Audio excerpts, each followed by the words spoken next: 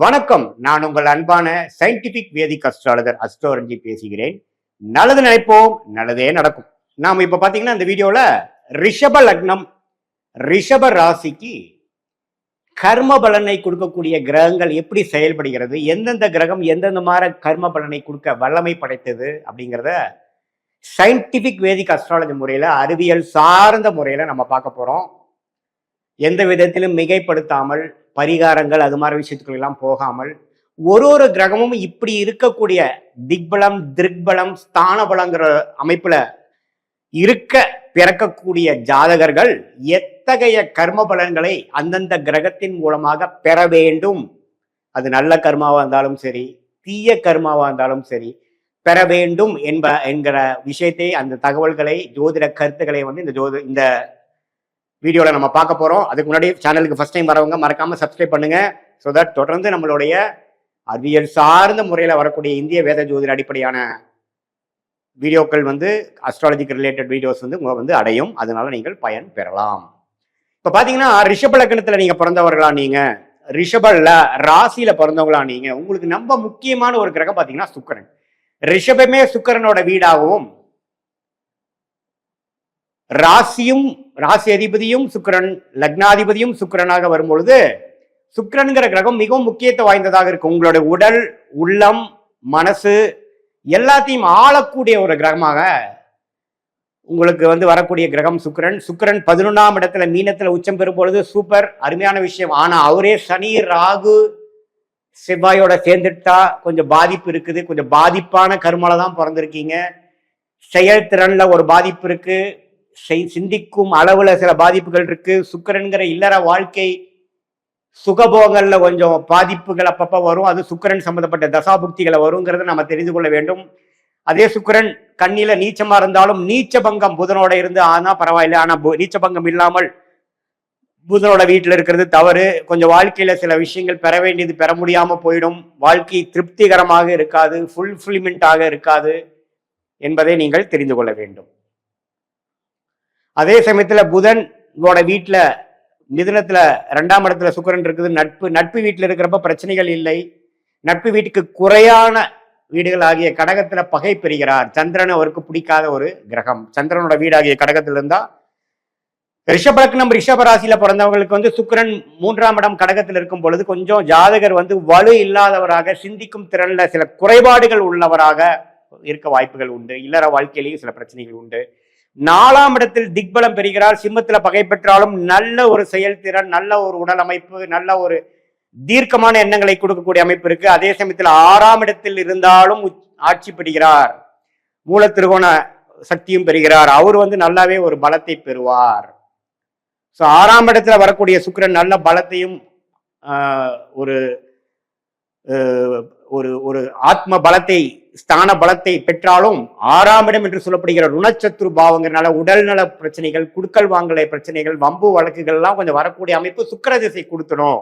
அதே சனி செவ்வாய்ங்கிற கிரகத்தினால பாதிப்பாகி, ராகுங்கிற ஒரு இருள் கிரகத்தினால பாதிப்பு இருந்ததுன்னா உடனே அந்த சுக்கிர திசை, சுக்கிர புக்திகள்ல சில பாதிப்புகளை கொடுக்கக்கூடிய கர்ம பலன் உள்ள ஒரு அமைப்பு தான் சுக்கிரன் 6ஆம் இடத்துல இருப்பது. அது சனி செவ்வாய் ராகுவோட சேர்ந்து இருக்கும் பொழுது அந்த தாக்கம் நல்லாவே உணரக்கூடிய அமைப்பு இருக்குங்கிறது நாம தெரிஞ்சுக்கணும். 7ஆம் இடத்துல இருந்து சுக்கிரனோட வீடாகிய ரிஷபத்தை ராசியவே பார்ப்பது நல்லது. 8ஆம் இடத்துல இருக்கிறது குருவோட வீட்டுல சுபத்துவமான வீட்டுல இருந்தாலும் குருவோட வீட்டுல சுக்கிரன் கொஞ்சம் டிஸ்டர்ப் ஆவார். சில விஷயங்கள் வாழ்க்கையே கொஞ்சம் போராட்டமாகவும், கொஞ்சம் ஜெயிக்கக்கூடிய அமைப்புகள்ல பல முயற்சிகள் எடுத்து போராட்டங்களுக்கு அப்புறம் தான் வெற்றி வரும். அதே சமயத்துல 9ஆம் இடம் 10ஆம் இடத்துல மகரத்திலும் கும்பத்திலும் இருக்கக்கூடியது நட்பு வீட்டில் இருக்கிறதுனால எந்த ஒரு பாதிப்பும் இல்லாமல் ஜாதகர் எல்லா சுக விஷயங்கள், இல்லற விஷயங்கள், வாகன விஷயங்கள் எல்லா விஷயத்திலையும் ஜெயிப்பார் என்பதை நீங்க தெரிந்து கொள்ள வேண்டும். அதே சமயத்துல சுக்கிரன் ராகு, சனி, செவ்வாயோட பாதிப்புல இருக்கும் பொழுது நம்பவே அந்த ஜாதகரோட லக்னாதிபதி, ராசி அதிபதி பாதிக்கப்பட்டிருக்கிறதுனால பாதிப்புகள் கிடைக்கும், உண்டாகுங்கிறது. அதே ஒரு குரு பௌர்ணமி சந்திரனின் பார்வையில இருக்கும் பொழுது ஜாதகர் வெற்றி பெற்று வாழ்க்கையில ஒரு மேன்மையும், பினான்சியல் க்ளோரி, ப்ரொஃபஷனல் growth அது மாதிரி சில விஷயங்கள் பெற்று நல்லா இருப்பார், நல்லா வருவார் அப்படிங்கிறது தெரிஞ்சுக்கணும். 12ஆம் வீட்டுல இருந்து 6ஆம் வீட்டு கனெக்ட் பண்றதும் வெளிநாடு வெளிமாநிலத்துல போய் ஜெயிக்கக்கூடிய அமைப்பு. சுக்கிரன் வந்து மிகவும் முக்கியமான ஒரு கர்ம பலனை, ஜாதகரோட வாழ்க்கை எந்த அளவுக்கு ஸ்மூதா இருக்குது, எந்த அளவுக்கு பிரச்சனை இல்லாமல் இருக்குது, பிரச்சனையோட இருக்குதுங்கிறதை குறிக்கக்கூடிய ஒரு அற்புதமான மிக முக்கியமான கிரகமாக சுக்கிரன் வருகிறார். அடுத்தபடியாக மிகவும் நன்மை பயக்கக்கூடிய ஒரு கிரகமாக புதனும் சனியும் வருகிறார். ரிஷப் லக்னம் ரிஷப் ராசிக்கு ராஜயோகாதிபதி என்று சொல்லப்படுகிற புதனும் சனிதான் அற்புதமான ஒரு கர்ம பலனை, போன ஜென்மத்தில் செய்த புண்ணியங்களை கொடுக்கக்கூடிய கடமைப்பட்ட ஒரு கிரகமாக ரிஷப் லக்னா ரிஷப் ராசிக்கு சனியும் புதனும் வருகிறார்கள். பாக்கியத்தையும் தொழில் வெற்றியையும் வேலையில ஜெயிப்பதும், படிப்புக்கு ஏற்ற ஒரு உத்தியோகத்துல மேன்மை, அவங்களுடைய விஷயத்துல வந்து முதன்மையான ஒரு அவங்களுடைய துறையில முதன்மையான ஒரு லெவல் வரக்கூடிய அமைப்பு எல்லாத்தையும் கொடுக்கக்கூடியது சனியாக இருந்து புத்தி கூர்மையாலும் சாதுரியத்தினாலும் ஐடி சாஃப்ட்வேர் இது மாதிரி இந்த டிஜிட்டல் உலகத்துல ஜெயிக்கக்கூடிய எழுத்து டாக்குமெண்டேஷன் இது மாதிரி விஷயத்துல நல்ல அறிவார்ந்த ஒரு நபர் என்று பெயர் எடுத்து வரக்கூடிய கிரகமாகிய புதன் வலுவாக இருக்கும் பொழுது அற்புதமான ஒரு வெற்றியையும் அருமையான வாழ்க்கையும் அருமையான புண்ணியங்களுக்கு ஏற்ற ஒரு கர்ம வினையும் கொடுக்கக்கூடிய கிரகமாக புதன் திசையிலும் சனி திசையிலும், சனி திசை புதன் புக்தியிலையும் புதன் திசை சனி புக்தியிலையும் அற்புதமான மேஜிக் நடக்கக்கூடிய அமைப்புகள் கொடுக்குதுன்னு நம்ம பார்த்துக்கலாம். அதே சமயத்துல புதன் பாதிக்கப்பட்டிருக்கு, ராகுவால் பாதிக்கப்பட்டிருக்கு, அதுக்கு பிடிக்காத செவ்வாயால் பாதிக்கப்பட்டிருக்குன்னா அந்த பலன்களில் குறைபாடுகள் உண்டு அப்படிங்கிறத நம்ம தெரிஞ்சுக்கிறோம். அது டீட்டெயிலாக நம்ம ஜாதகத்தை பார்க்கும் பொழுது எப்படி எந்த மாதிரி குறைகள் இருக்கு, எது மாதிரி பாதிப்பு இருக்கும் அப்படிங்கிறதெல்லாம் நம்ம டீட்டெயிலாக பார்க்கலாம். அதே சமயத்துல சனி குரு பார்வையில் இருக்கிறார், சுக்கிரனோட சேர்ந்திருக்கிறப்ப அதிக திருட்பலம் என்று சொல்லப்படுகிற சுபத்துவம் பெற்று கொட்டக்கூடிய ராஜயோகத்தை கொடுப்பார் சனி. அது குறிப்பா 30 வயசுல இருந்து 60 வயசுல சனியெல்லாம் வந்துட்டா கேட்கவே வேண்டாம். ஜாதகர் வந்து அவருடைய தொழில் வேலையில புகழோட உச்சிக்கு போகக்கூடிய அமைப்புகள் குடிக்கிறது. அதே சமயத்துல சனி ராகுவோடையோ செவ்வாயோடையோ பார்வையிலோ சேர்க்கையிலையோ இருக்கும் பொழுது, ராகுனா சேர்க்கை, செவ்வாய்னா பார்வையும் உண்டு, ஏன்னா ராகுக்கு பார்வை இல்லை. போகும்பொழுது கேதுவோட சேரும் பொழுது தப்பு இல்லை, ராகு செவ்வாயோட சேரும் பொழுது சில நான் சொன்ன அந்த யோக பலன்கள் சற்று குறைவாக கிடைக்கக்கூடிய அமைப்புகள் உண்டு என்று நீங்கள் தெரிந்து கொள்ள வேண்டும். ஸோ சனி வந்து மிகவும் ஒரு அற்புதமான ஒரு அமைப்பை கொடுக்கக்கூடியது, புதனும் அற்புதமான கொடுக்கக்கூடியது நம்ம தெரிஞ்சுக்கிட்டோம்.